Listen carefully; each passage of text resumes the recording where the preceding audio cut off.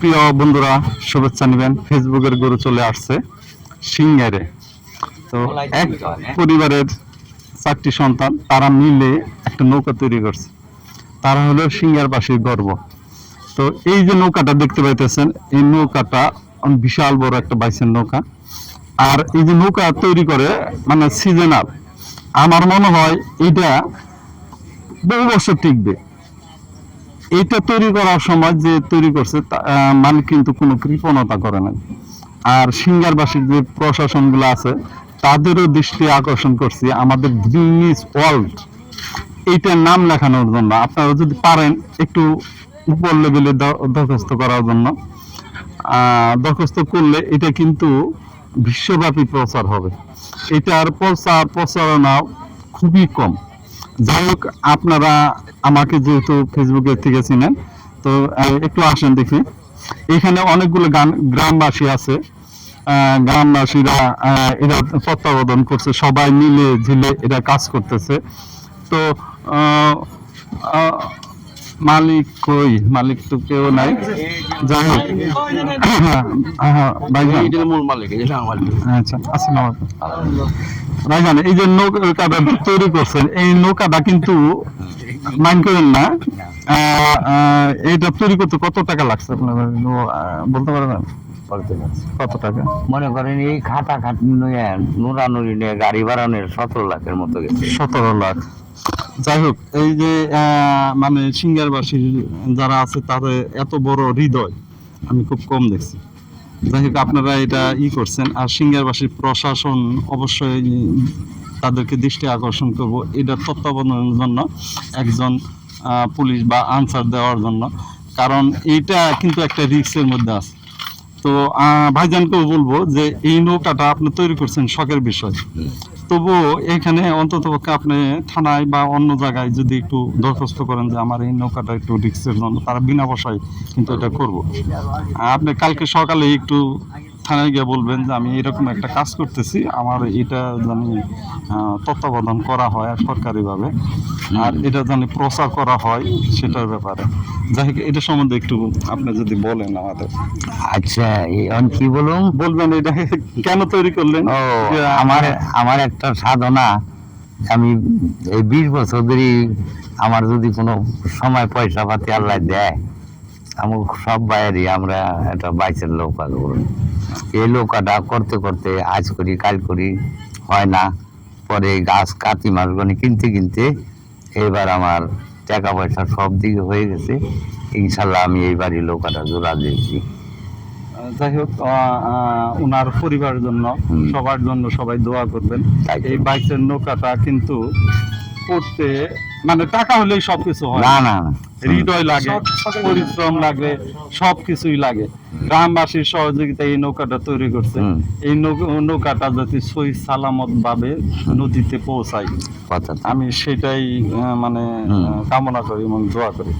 এবং বাংলাদেশের লোকের সম্বন্ধে একটু আপনি যদি বলেন যে তাদেরকে যদি একটু আমন্ত্রণ জানান, তাহলে তারা একটু দেখে যেতে পারবে এক নৌকা।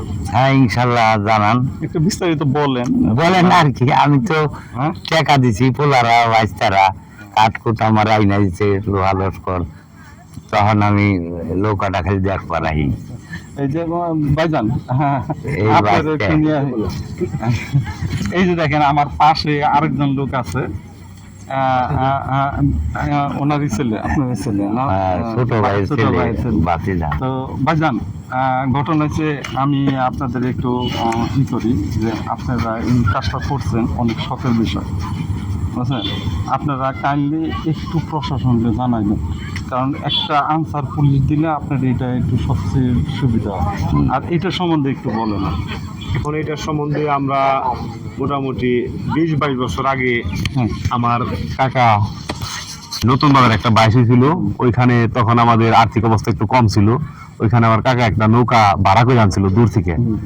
পরে আনার পর ওইটা যে কোনো ভাবে ফার্স্ট বা চ্যাম্পিয়ন, ওটা কি হয়েছে আমি জানি না। আমি তখন ছোট, আমি বলছিলাম যে আমাকে নিয়ে চলো, তখন আমি ছোট, আমাকে আনে নাই। পরে বলছিল যে একটা বাইসে নৌকা তোমাকে বানাই দিব।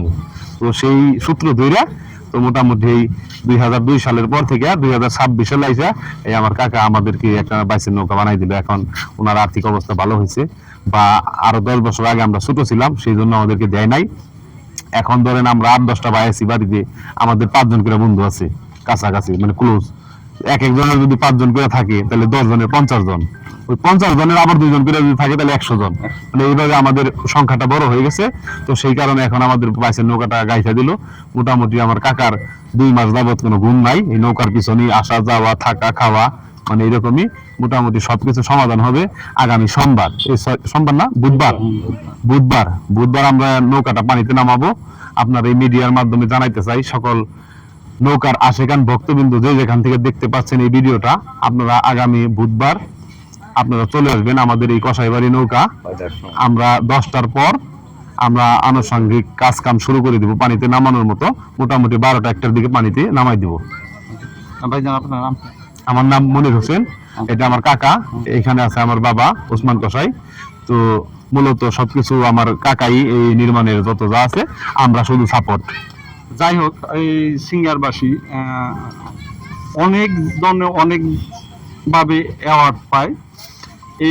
এই নৌকাটা অ্যাওয়ার্ড পাবে কিনা আমি জানি না। যদি সিঙ্গারবাসীর প্রশাসন একটু খেয়াল করে, বাংলাদেশ কেন পৃথিবীর বিভিন্ন জায়গায় এই ভিডিওটা পৌঁছাবে এবং আপনারা দেখতে পাবেন যে এর যে কারুকাজ কত সুন্দর করে বানাইছে। আমি একটু দেখাই, দেখেন আমার জীবনে বহু নৌকা দেখাইছি। এই যে কাঠগুলা, কোনো দাম নর্মাল কাঠ দিয়ে অনেক কত বছর যাবে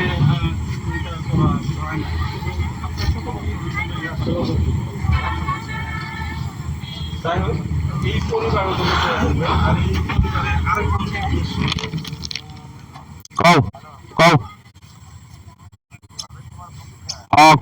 পরে অনুব না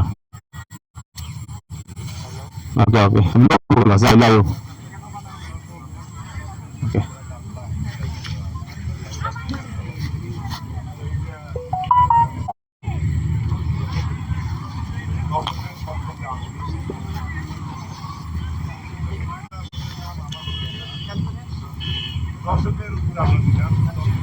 বিসমিল্লাহির রহমানির রহিম।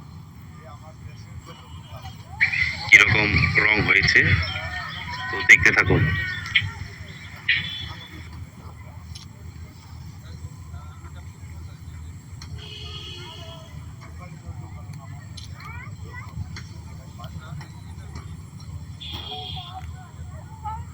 তো দেখতে থাকুন বন্ধুরা, এটা হচ্ছে নৌকার সামনের গুলির অংশ। তো এইখানে আরো কালার পড়বে আবারও আগামীকাল নৌকার এই কালারটা শুকানোর পর।